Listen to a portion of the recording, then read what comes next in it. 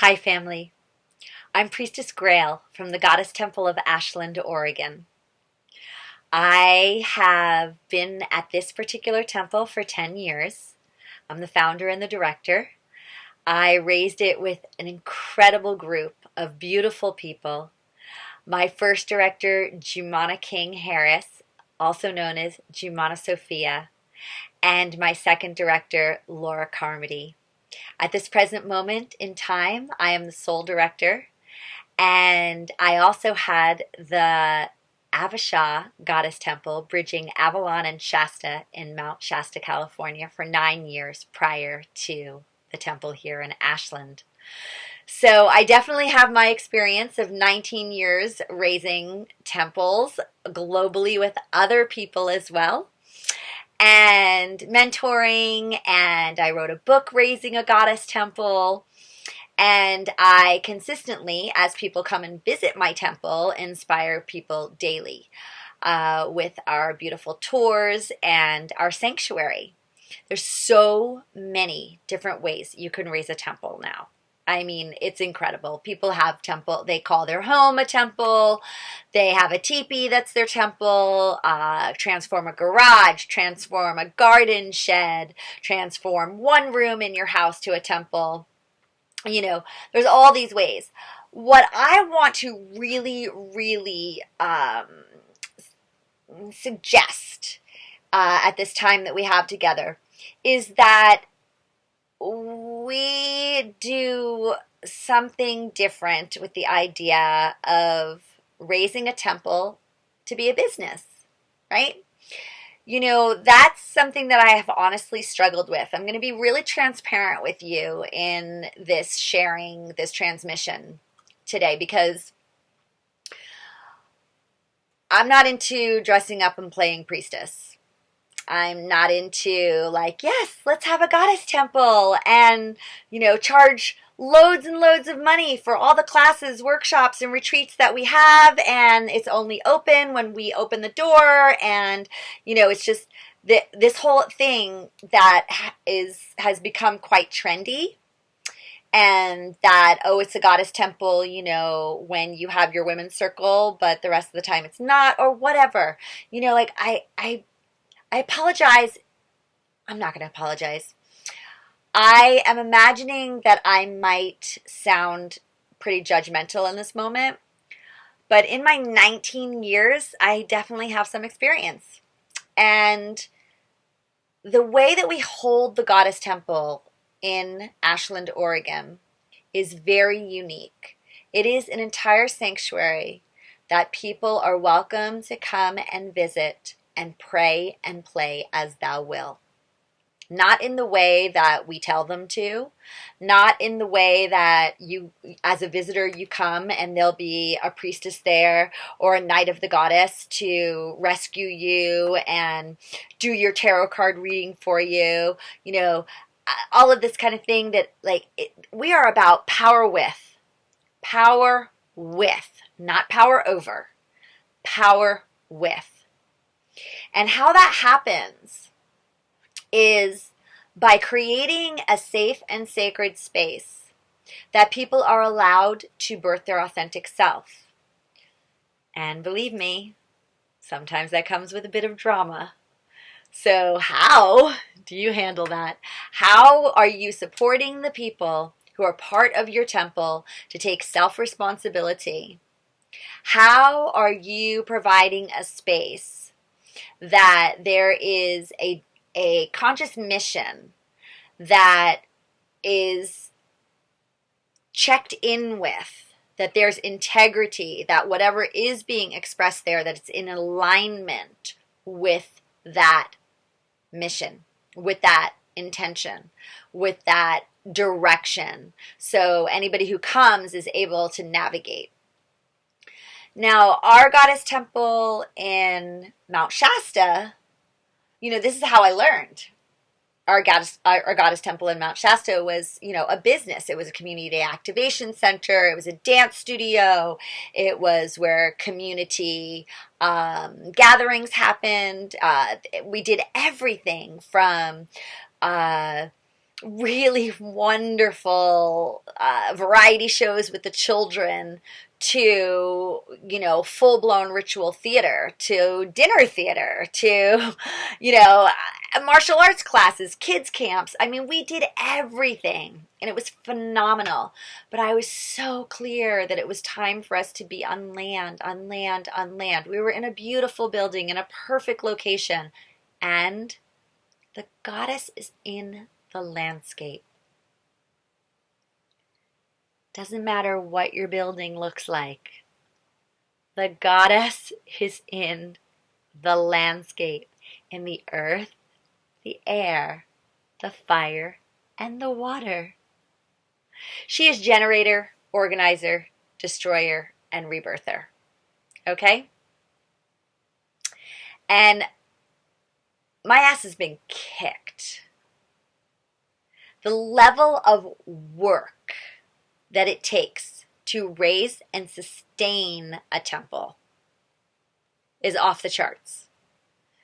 Since I have had the Goddess Temple of Ashland, there has been, I think, 4 other goddess temples in Ashland that have come and gone. My work ethic, I'm from New York. I was raised in the restaurant industry. My restaurant resume starts at 7 years old. Seva. First language of love. Service. I will work until the job is done. The level of dedication that is necessary to hold and sustain a temple is indescribable, because it is a place that so many powerful initiations happen consistently in every moment that you have to be able to know how to handle.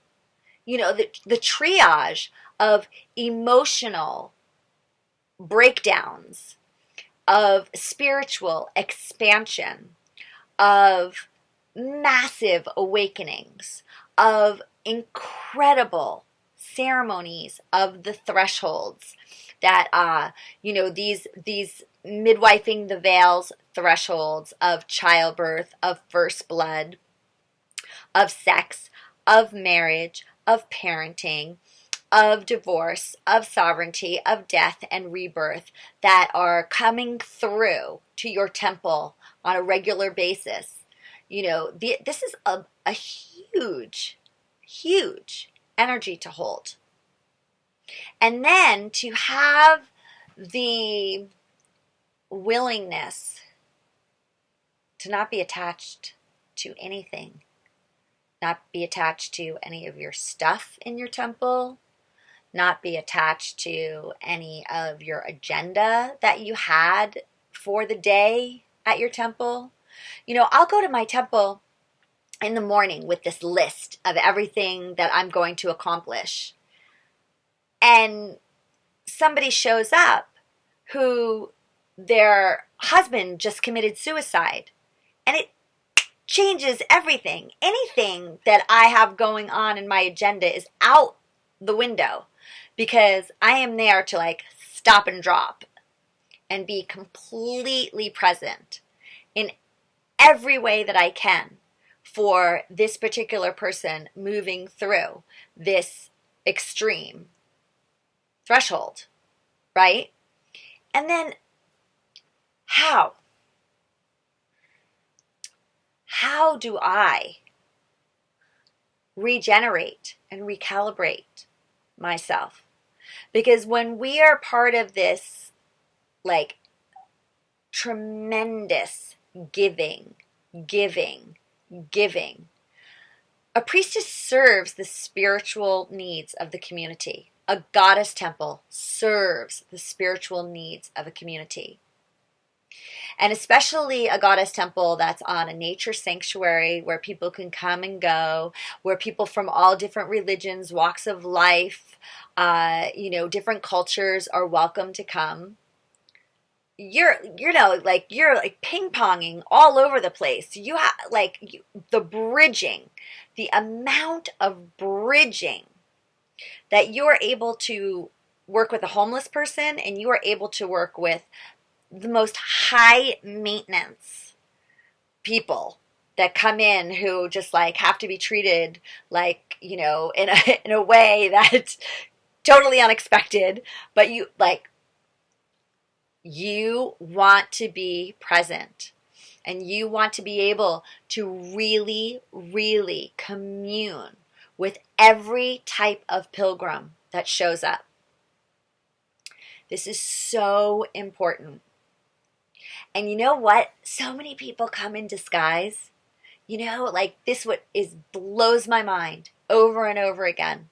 How a person will walk up and a beautiful woman will come up and she'll be in all the priestess garb and she'll look the part, sound the part, feel the part, all of it. And then you start talking to her and she has no idea of what it is to be an elemental priestess and to really have the depth of connection with the dragon lines and any kind of the lineages that exist or have been or anything, right? Or somebody else will come up and this person will look like the most mainstream guy. And he starts talking and is this amazing Merlin and absolutely rocks your world. And so that's the other piece that's so fun, because it's less people get to try it all on. Try it all on, right? Because a goddess temple can be so many things.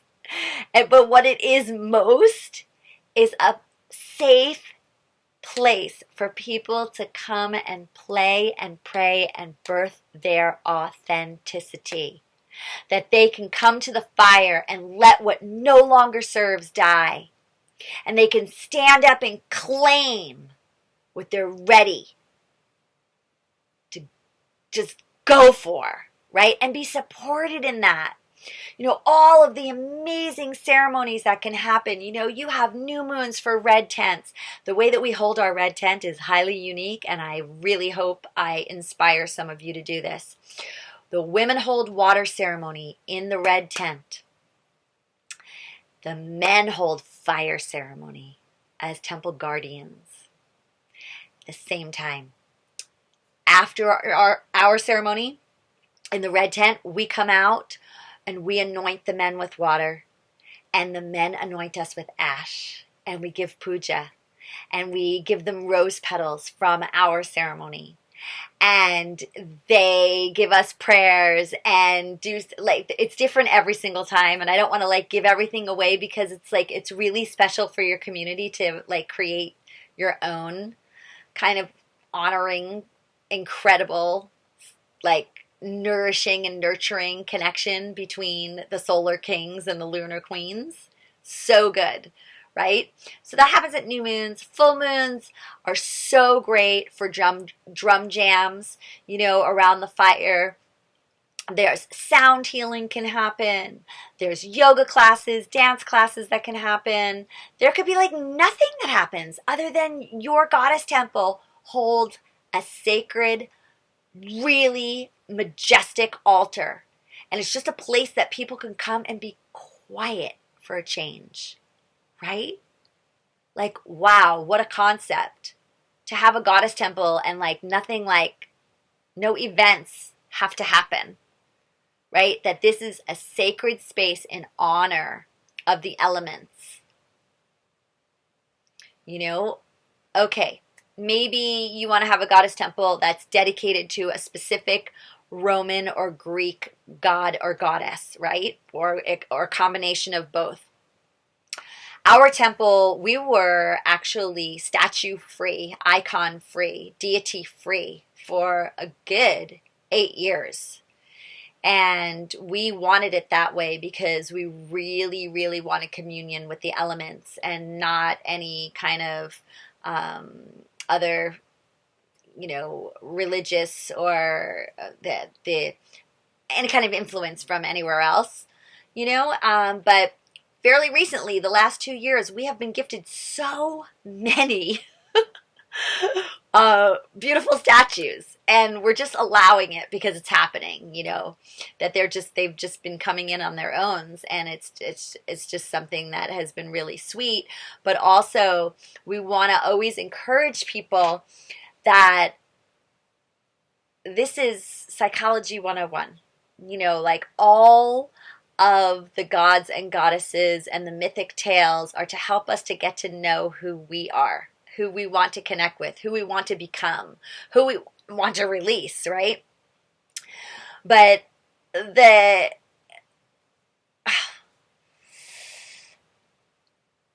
I just want to come back to the earth, the air, the fire, the water, without which we would not be. And I would like to inspire you to create a goddess temple that really acknowledges the elements. Again, for without which we would not be.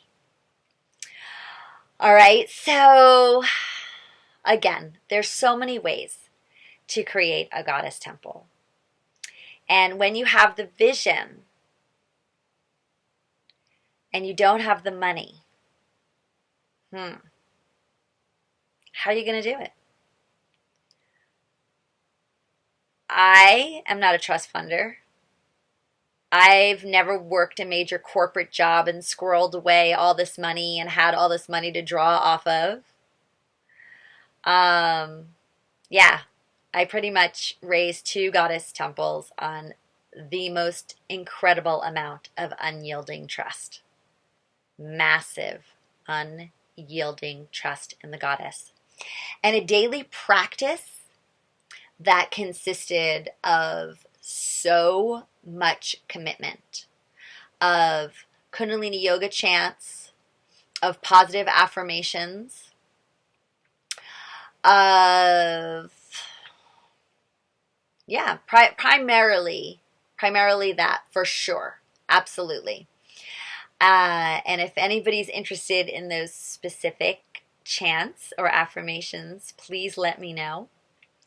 But I can tell you that some of them sounded something like this. I am manifesting all the money I need to create this dream to come true in moving forward on opening this goddess temple. Really simple, right? But like saying those affirmations every single day, doing those Kundalini yoga kriyas for 40 days straight and not stopping, being so diligent in my manifestation skills every way possible. My tape that goes on in my head always is all you need is always taken care of. You are safe. All you need is always taken care of. You are safe. All you need is always taken care of. You are safe. And so it is. Period. Yeah? So, literally, both temples were so beautifully gifted to me, like red carpet, where literally people would come up to me and either hand me $1,000 or write me out $1,000 check, or I would think to myself, oh, it'd be really nice if we could have a red velvet chair. I think I'm just going to put it out on Facebook tonight. I just feel inspired that, like, I want a red velvet chair. Put it on Facebook. And, like, instant, I get a response. Oh, yeah, I'll get you a red velvet couch. No problem.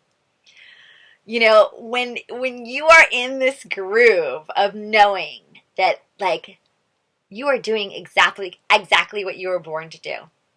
When you are in that groove of that nothing else matters except you fulfilling this divine mission of why you came to planet Earth. it just happens. It's just like, it just comes and it just comes and it just comes. Like at this temple here, the only thing that I really purchased at this temple here was a beautiful candle chandelier, a weed whacker, a shovel, a couple rugs here and there. Everything else was given to us. Everything. For 10 years. And things come and go, you know. When you have a public temple and people come and go, and sometimes there's not a priestess there watching the space, sometimes people walk away with things. It is unfortunate. And it also tests us in our attachment to things, you know. As we priestess a temple, we are also constantly tested. Constantly. And we like to believe that we are raw, brave, and legendary. And sometimes we really are. And sometimes we really feel that way. But oh my God, there are some times that I am in such a vulnerable place. And I feel so beaten down and so exhausted from the amount of emotional and physical labor. Emotional and physical labor that it takes to sustain the temple. You know, I want to inspire you that it's absolutely worth it. I pray that I'm inspiring you with some ideas. In my book, Raising a Goddess Temple, you can get it on my website, priestessgraell.com. It's all laid out there, like really sweet. Let's see. I have a hard copy here. It's beautifully, graphically designed by Davin Infinity. I'm not sure if you can see that, but oh my God, he does such incredible work. And so you want to think about joining in partnership. It was really important, especially at the very beginning here in Ashland, that Jumana joined me in partnership. It was a fabulous support system for each other because we're very, very different. So we filled in each other's gaps. And that took a lot of pressure off of me, and it took a lot of pressure off of her.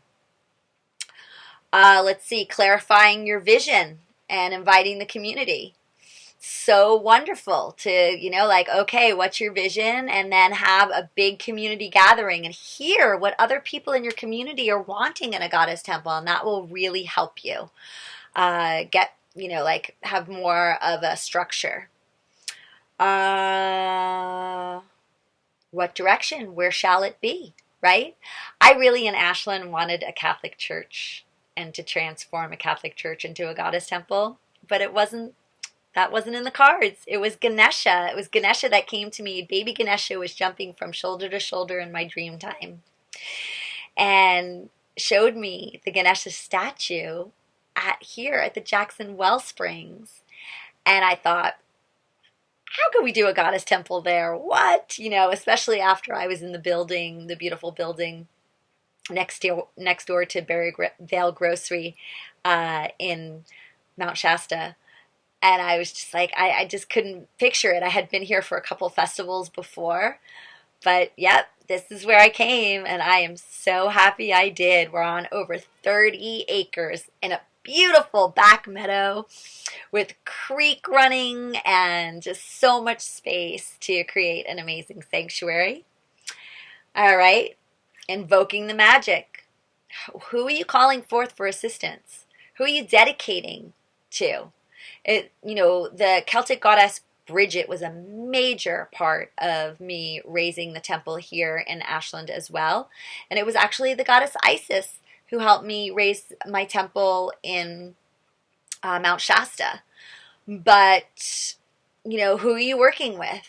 Who are you focusing on? And who are you asking for help? You've got to ask for help. I'm begging you to ask for help. the angelic realm, the mythological realm, everybody's super stoked. You want to raise a goddess temple. You want to have villages of temples. You know, they are really, really, really happy, but you got to ask for help. The bear women healers help me a lot also at our temple. We've been told that 7 tribes would come here and drop arms and come for peace talks and come for healing to a secret society of bear woman healers. And we do have bear on site. And I did see the spirits of those bear women looking at me for 3 years out that hillside like this, out one eye, checking me out for 3 years. And then they turned and looked straight at me and they said, yeah, sister, come. We like it. We like what you're doing. We want you here, right? Creating balance, responsive stewardship. Responsive stewardship is a whole system that Jumana came up with that was really, really helpful, especially at the beginning, where there's no hierarchy. Like, a lot of people call me the high priestess, or, oh, this is Graell. She's the goddess of the temple. Like, no, I am a dedicated priestess of the goddess. Maybe some of you out there have like a different idea, but for me, I don't really like when people are like, oh, here comes Goddess Graell, here she comes. I'm like, actually, I'm a dedicated priestess of the goddess. I serve she. I am in devotion to she. And with the responsive stewardship, there's in the center of the circle was Jumana and I. And then there's the big outer circle, right? And that outer circle has the Temple Melissa, the brothers and sisters who help serve the temple. And then like the outer nucleus is the Jackson Wellsprings. And Jumana and I are the main communicators to the Jackson Wellsprings where the temple sits upon. But everything is done in consensus. Right? We would have, be in circle and talk and get clear about what would work the best for everybody. Now, honestly, transparently, over the years, it has shifted. It has shifted because of a lot of different circumstances. And I'm the primary communicator for everything now. It's just that's where it's at right now. But I still am very, very supportive of this idea of responsive stewardship. And more of that information's in my book that, you can just, it's all right here. And it's really, really helpful. There's a whole guide on how to do that here. Igniting the living body of the temple. So how is that happening? Are you creating this like incredible event for your blossoming? Our Goddess Temple, this is really important to share with you. We are not open all year long. We were open all year long in Mount Shasta, but in Ashland, we blossom with spring and we rest at Samhain. We are an elemental temple. And when the land is going to sleep, our temple goes to sleep. And when the land is blossoming, that's when we blossom. All right, let's see. Oh, this is the biggest one. Releasing control. Releasing control. When you have unyielding trust in the goddess, all your funny little ideas in your head are just that.